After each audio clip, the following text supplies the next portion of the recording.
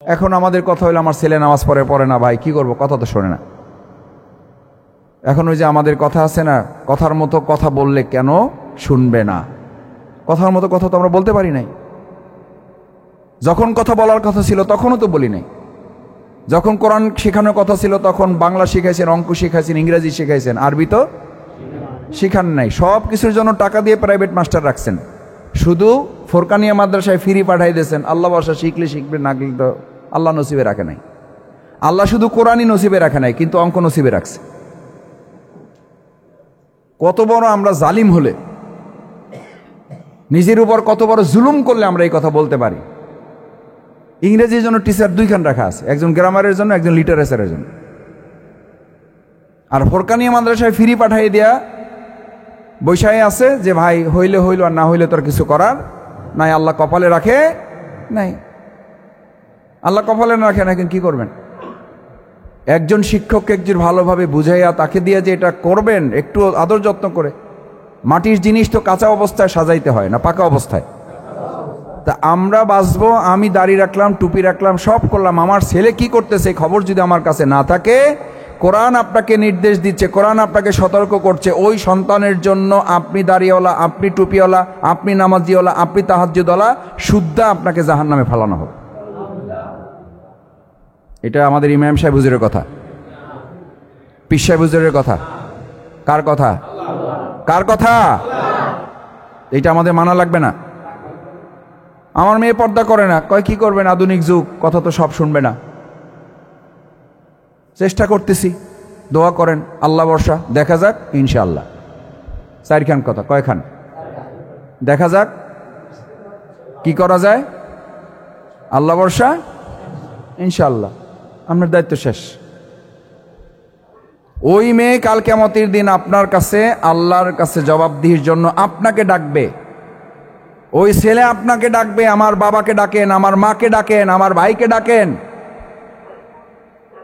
দুনিয়ার জন্য আমাকে যে চেষ্টা করছে তার শিকিবাক চেষ্টাও ইসলাম মানার জন্য করে নাই।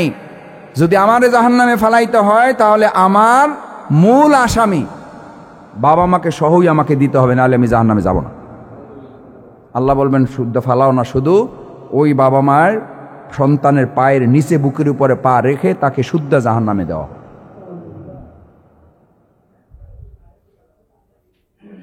সেজন্য আমার বাঁচলে চেষ্টা করতে হবে, কিন্তু আমার বাঁচার সাথে সাথে আমার পরিবারকেও বাঁচাতে হবে, না হলে পরিবারের কারণে আমাদেরকে জাহান্নামে যেতে হতে পারে। আল্লাহ আমাদের মাফ করুন, আল্লাহ জান্নাতের জন্য আমাদেরকে কবুল করুন।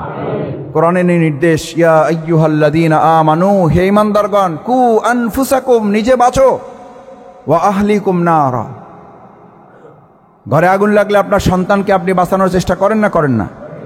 আদর যত্ন করে বাঁচান না শাসন করেন? নাকি টান দেন, টানাটানি করেন? টানাটানি করেন না, জোর জবরদস্তি করেন। যাইতে হবে, নামতে হবে, আগুন পুড়ে ফেলবে তোমাকে। দুনিয়ার আগুন পুড়ে ফেলবে আর জাহান্নামের আগুন তারে আদর করবে। তাহলে দুনিয়ার আগুন থেকে বাঁচানোর যেই চেষ্টা টানাটানি করলেন, জাহান্নামের আগুন থেকে বাঁচানোর জন্য টানাটানি করা লাগবে না? টানাটানি না করে তো খালি কন যে কয় চেষ্টা করছি হুজুর, এখন আপনি একটু পানি পড়া দিয়ে ফু দিয়ে দেন, আপনি একটু ফুফা দিয়ে দেন, ফু দেন, কোনো অসুবিধা নাই। ফুতে যদি আল্লাহ কোনো বরকত রাখে আছে, কিন্তু চেষ্টাটা আপনার নিজেরই করতে হবে। কেন করবেন এই কথা বলার কারণ আছে। আজকে মরহুম ইউনুস ভাইয়ের জন্য আমরা একটু দোয়ার জন্য বসেছি। আপনাদের প্রতি কৃতজ্ঞ, আপনারা এখানে কষ্ট করে বসেছেন। আপনি যখন মৃত্যুবরণ করবেন, আপনার সামনে দাঁড়িয়ে ইমাম সাহেব যিনি সালাতুল জানাজা আদায় করবে, ইমামতি করবেন, অথবা পরিবারের পক্ষ থেকে যিনি একটু সামান্য কথা বলবেন, তিনি একটা কথা বলবেন, এই মাইয়াতের সাদাকায়ে জারিয়ার যা আমল আছে আল্লাহ সেগুলো আপনি কি করেন? কবুল করেন। সাদাকায়ে জারিয়া কই পাবেন? সাদাকায়ে জারিয়া কোথায় পাবেন? সাদাকায়ে জারিয়া তো আপনার নেক সন্তান। নেক সন্তান রেখে গেলেই আপনি কেবল সাদাকায়ে জারিয়ার মালিক হবেন। এই নেক সন্তান যতদিন বেঁচে আমল করবে, প্রত্যেকটা আমল আপনি কবরে যাওয়ার পরও আপনার আমল নামায় যুক্ত হবে। সুবহানাল্লাহ। তাহলে ব্যাংক অ্যাকাউন্ট খোলা জরুরি না নেক সন্তান তৈরি করা জরুরি? আল্লাহ সাক্ষী করে একটা কথা কন্ত, ব্যাংক অ্যাকাউন্টের দিকে মনোযোগ বেশি না নেক সন্তান তৈরি করার দিকে মনোযোগ বেশি? যাক, আপনারা আল্লাহর ওলি, এটা বোঝা গেছে। সত্য কথাটা কইছেন। এবার আল্লাহর ওলি ঠিক আছে। তাহলে নজর দেওয়ার কথা, ব্যাংক অ্যাকাউন্ট আপনি চোখ বন্ধ করার সাথে সাথে মিটিং বসে, অ্যাকাউন্টে বাবা মার টাকা কি পরিমাণ আছে, কোথায় কে ভাগ করে নেবেন এটা ঠিক করেন, তারপরে জানাজা হবে। এই ঘটনা আছে না নাই? এই ভাগ না করা পর্যন্ত কফিন আটকে রাখার ঘটনা আছে না নাই? কি চিন্তা করতেছেন আপনি? কোন প্রকার জিন্দেগিতে আছেন? কোন প্রতারণার চক্রে পড়ে আছি? আল্লাহ এই কারণে জিজ্ঞেস করছেন কোরআনে, মা গর্রাকা বিরব্বিকাল কারীম, কে তোমাকে আমার থেকে ফিরিয়ে রাখতেছে? কোন শয়তানের পাল্লায় পড়ে দুনিয়ার পিছনে ছুটতেছো আমার কথা শোনা বাদ দিয়া? যে নেক সন্তান আপনার জন্য চোখের পানি ফেলে যদি কবরের পাশে দাঁড়াইয়া একটু দোয়াই করতে না পারলো, ওই ডাক্তার দিয়ে কি হবে? কি হবে ওই ডাক্তার দিয়া? যে আপনার কবরের পাশে দাঁড়াইয়া অকুর রব্বির হামহুমা কামা রব্বায়ানি সগীরা বলে চোখের পানি ফেলে দিতে পারবে, তাহাজ্জুদে জায়নামাজের পানি ভিজাইতে পারবে। এই সন্তানই যদি তৈরি করতে না পারেন, আপনি 3টা ইন্ডাস্ট্রি করে কি লাভ হবে? 3টা ফ্ল্যাটের মালিক বানায় কি লাভ হবে? 3টা গাড়ি বাড়ির মালিক বানায় কি লাভ হবে? আপনার সন্তান, আপনাকে যদি আল্লাহ তাআলা আপনার সন্তানের আগে আপনাকে তুলে নিয়ে যায়, দুনিয়ার নিয়ম অনুযায়ী আমরা এইটাই বুঝি, বাবা বেঁচে গেলে তারপর সন্তান যাবে, কিন্তু আল্লাহর কাছে তো কোনো সিরিয়াল নেই। কিন্তু কোনো কারণে আল্লাহ যদি ওটাই কবুল করে যে আপনি আগে চলে গেলেন, সন্তান জানাজায় উপস্থিত আছে,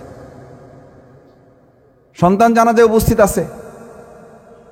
আমি এমনও জানাজায় উপস্থিত হয়েছি, লোকেরা ঠেলে ঠইলা ছেলেরে জানাজা দিয়েছে, বাবা তোমার বাবার জানাজা তুমিই পড়ো, তাকবীর লাগবে কয়টা?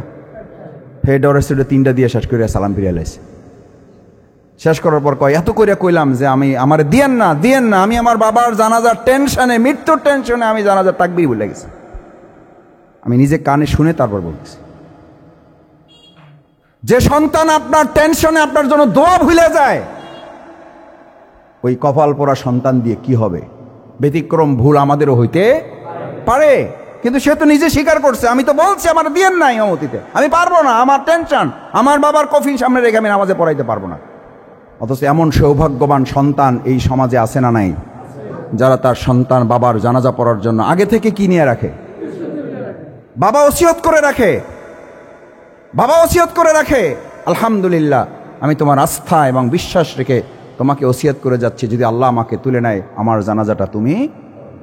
এই সন্তান আছে না নাই? এরা ভুলে যায়? এরা তাকবীর ভুলবে না। এরা তো হলো ওই সেই ভুলে যায় হলো তারা যে পরীক্ষার টেনশনে পড়তে পারি না, জান্নাত জাহান্নামের টেনশনে নামাজই পড়ার টাইম পায় না। আল্লাহ আমাদের হেফাজত করুন। আল্লাহ সুবহানাহু ওয়া তাআলা কোরআনে আরো ঘোষণা করেন, ইয়া আইয়ুহাল্লাযীনা আমানু কু আনফুসাকুম ওয়া আহলিকুম নারা। আমরা যারা এখানে আসি সালাত আদায় করার জন্য, আমাদের দায়িত্ব হচ্ছে, আমাদের বাঁচার দায়িত্ব আছে। আমরা যেমন আমাদেরকে বাঁচাবো জাহান্নামের আগুন থেকে, আমরা নিজেদেরকে রক্ষা করব। আমরা যে ঘর থেকে আসি সেই ঘরে যারা পরিবারের সদস্যবৃন্দ আছে তারা জাহান্নামে গেলে তো আর আমাদের কোনো অসুবিধা নেই না? কি অসুবিধা? আমাদের গ্রামে তো কথা কি, নিজে বাঁচলে বাপের নাম, নিজে বাঁচলে বাপের নাম।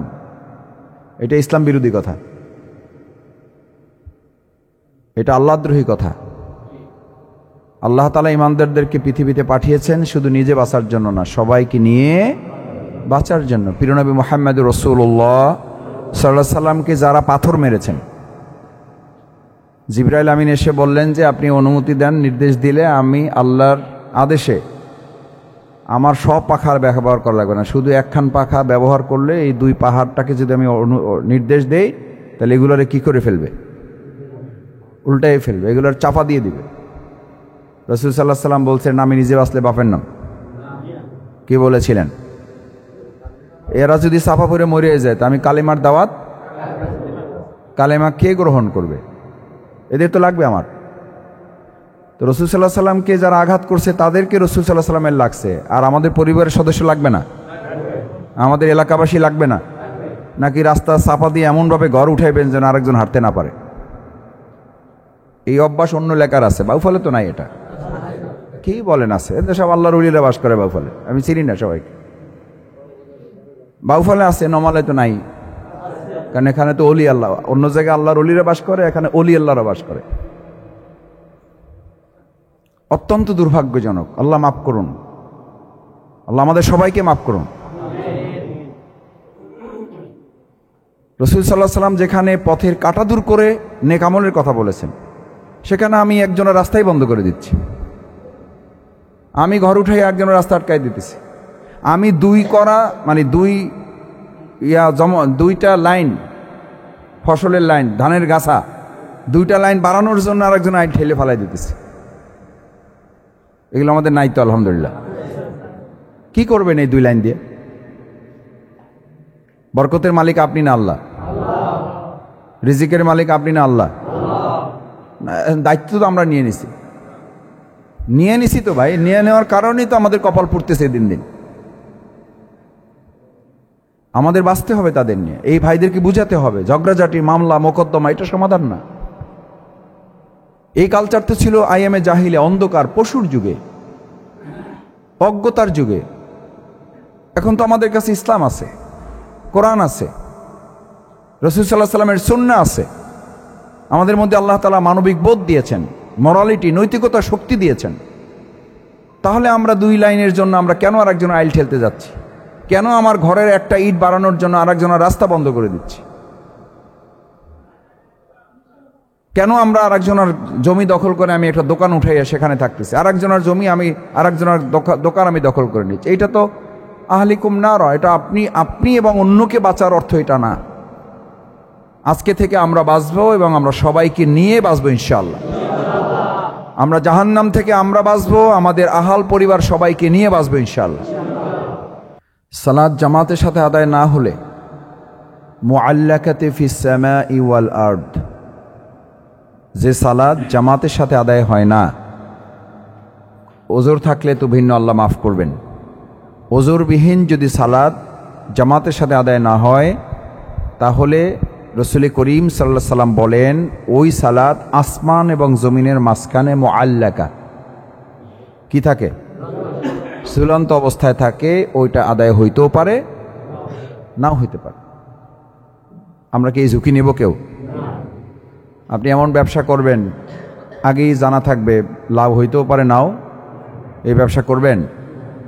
আপনি এমন চাকরি নেবেন, সেখানে উল্লেখ করা আছে বেতন পাইতেও পারেন, নাও পাইতে পারেন। এই চাকরি করবেন কে কে? আজকেই বায়োডাটা জমা দেন, আমি দিয়ে দেওয়ার ব্যবস্থা করি। করবেন কেউ? কেন করবেন না?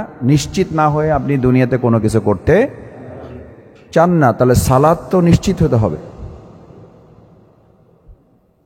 সালাত তো নিশ্চিত হওয়া দরকার। আল্লাহ তাআলা আমাদের কবুল করুন। সম্মানিত ভাইয়েরা, আসুন, আমাদের অত্যন্ত পরম শ্রদ্ধেয়, অত্র এলাকার আপনাদের পরিচিত, খুব নিকটজন, আপনাদের পরিবারের সদস্যের মতো সুখ দুঃখে আপনাদের পাশে থাকার চেষ্টা করেছেন, আপনাদের ভালোবেসেছেন, সত্যি ভালোবেসেছেন, আমি সাক্ষী দিচ্ছি।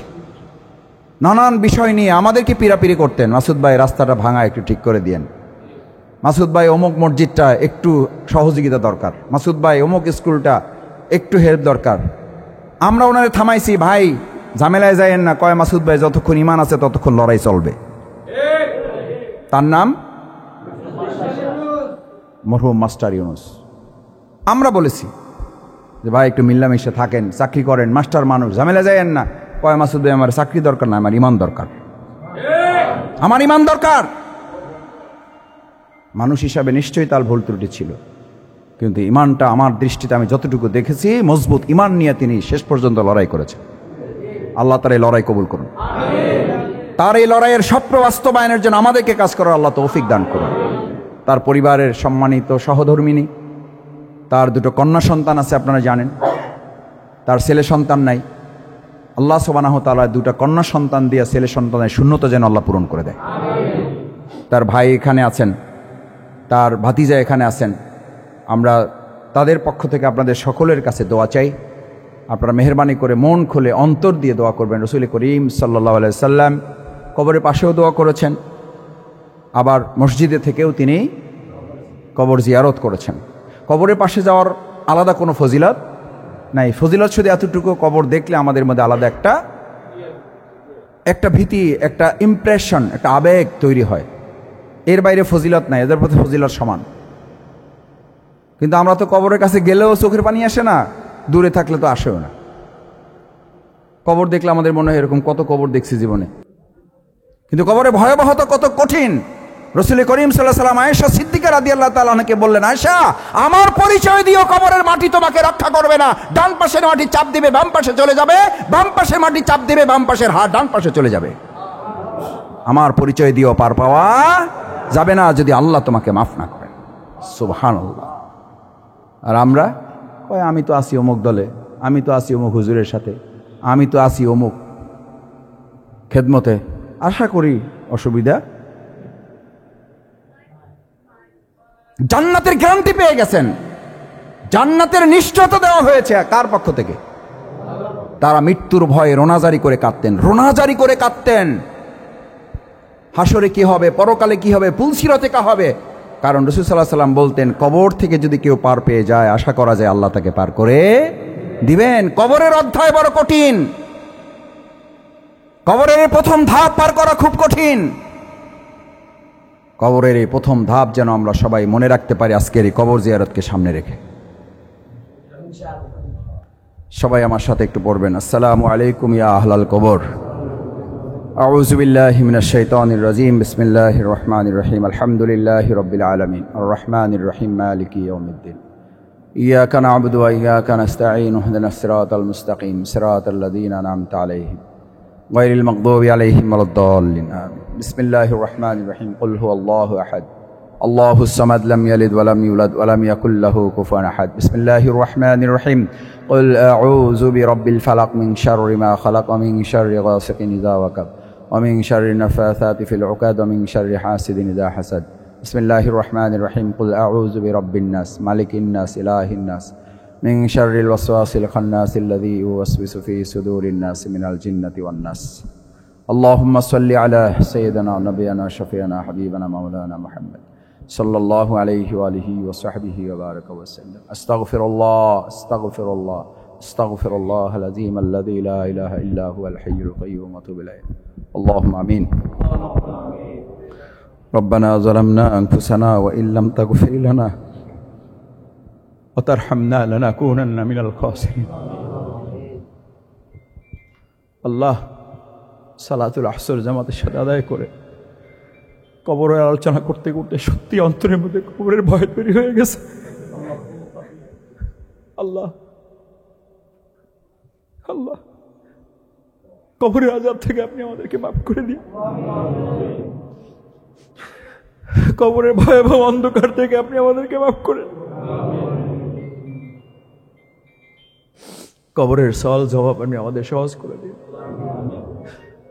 মরহুম মাস্টার ইউনূস, আল্লাহ আপনার এক প্রিয় বান্দা, ইসলামী আন্দোলনের কাজ করতে করতে আপনার কাছে হাজির হয়ে গেছে। আল্লাহ, দিনের কাজের উদ্দেশ্যেই তিনি সড়ক দুর্ঘটনায় ইন্তেকাল করেছেন। রাসূল সাল্লাল্লাহু আলাইহি ওয়াসাল্লামের বর্ণনা অনুযায়ী এটা শাহাদাতের মর্যাদা। আল্লাহ, আপনি তাকে শাহাদাতের মর্যাদা দিয়েন। আল্লাহ, তার পরিবারের সহধর্মিনী একা হয়ে গেছেন। কন্যা সন্তানেরা বাবার কাছ থেকে বিদায় নেওয়ার পর স্বামী নির্ভর হয়ে যায়। এই কন্যারা স্বামী যখন বঞ্চিত হয়, আল্লাহ, তার আর দুনিয়াতে কেউ থাকে না। আল্লাহ, তার সহধর্মিনীর অন্তরটা আপনি মজবুত করে দিয়ে, আল্লাহ তার অন্তরটা প্রশান্তি দিয়ে ভরে দিয়ে। আল্লাহ, তার দুটো কন্যা সন্তান শুধু রেখে গেছেন। আল্লাহ আল্লাহ, আপনি তার অভিভাবক হয়ে যান। আল্লাহ, ওদের জন্য উত্তম ফয়সালা দিয়ে দেন। আল্লাহ, ওদের পরিবারে কিছু সীমাবদ্ধতা আছে। আল্লাহ, আপনি দুনিয়ার মানুষের চেয়ে বেশি আপনি জানেন, আলিমুল গায়ব। আপনি ওই সমস্যার সমাধান রাস্তা সহজ করে দেন। আল্লাহ, আপনি সহজ রাস্তা বের করে দেন। আল্লাহ আল্লাহ, আমাদের এই কন্যা দুইটার জন্য একটা ভালো ব্যবস্থা আপনি করে দেন। আল্লাহ, যাদের মাধ্যমে ওই পরিবারের সন্তানের, কন্যা পুত্র সন্তানের শূন্যতা পূরণ করে দেওয়া সম্ভব হবে। রব্বুল ইজ্জাত তার চাচা, তার ভাই, তার পরিবারের সদস্যবৃন্দ যারা এখানে আছেন তাদেরকে আপনি কবুল করেন। আল্লাহ, তাদের প্রতি আপনি সমস্ত রহমত, দয়া, অনুগ্রহের চাদর দিয়ে আচ্ছাদিত করে রাখেন। বালা মুসিবত থেকে হেফাজত করেন। আল্লাহ, আমরা যারা হাত তুলেছি আমাদেরকে আপনি মাফ করে দেন। আমাদের পরম শ্রদ্ধেয় বাবা মা যারা ইন্তেকাল করেছেন তাদেরকে আপনি মাফ করে দেন। আল্লাহ, এই মসজিদবাসীকে আপনি কবুল করেন, এই মসজিদকে আপনি কবুল করেন। আল্লাহ, মসজিদের সম্মানিত ইমাম, সম্মানিত কর্তৃপক্ষ যারা এই মসজিদের সাথে সম্পৃক্ত, তাদের সবাইকে আপনি কবুল করেন। তাদের সাথে আমরা আজকে এখানে সফরকারী মেহমান যারা, তাদেরকেও আপনি কবুল করেন। আল্লাহ, আমরা এখানে এসেছি ইসলামের দাওয়াত নিয়ে মানুষের কাছে দিনের বিজয়ের জন্য, ইসলামের জন্য এই নমালাকে আপনি কবুল করেন। মরহুম মিনুস ভাইকে সামনে রেখে আপনি কবুল করেন।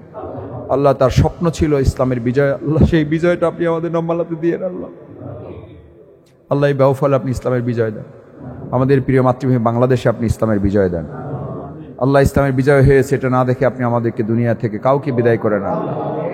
আল্লাহ, বিদায়ের আগে আমাদের চোখে একবার দেখে যেতে দেন ইসলাম দিয়ে সংসদ, গণভবন, বঙ্গভবন, বাংলাদেশটা পরিচালিত হচ্ছে, এই দৃশ্য দেখার তৌফিক আল্লাহ। সেটার জন্য আমাদের যা কাজ করা দরকার তার তৌফিক আপনি আমাদের দান করেন। রব্বানা তাকাব্বাল মিন্না ইন্নাকা আনতাস সামিউল আলিম ওয়া তুব আলাইনা ইন্নাকা আনতাত তাওয়াবুর রহিম। সুবহানা রাব্বিকা রাব্বিল ইজ্জাতি আম্মা ইয়াসিফুন ওয়া সালামুন আলাল মুরসালিন আলহামদুলিল্লাহি রাব্বিল আলামিন। আসসালামু আলাইকুম ওয়া রাহমাতুল্লাহ।